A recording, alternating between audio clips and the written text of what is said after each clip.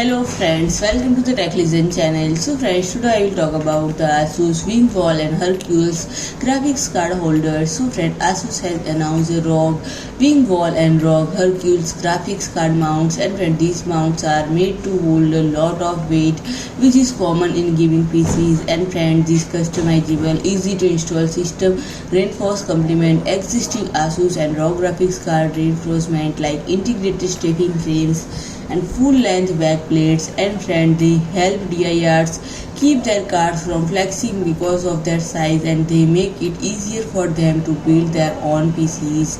And friends, for installation, ROG Wings card holder makes advantage of vacant PCI Expresse expansion slots in PCJs. Its three mounting holes make use of existing slot screw or other fastener to distribute the card's weight throughout the holder's ultra-tough aluminum frame and maintain the card horizontal.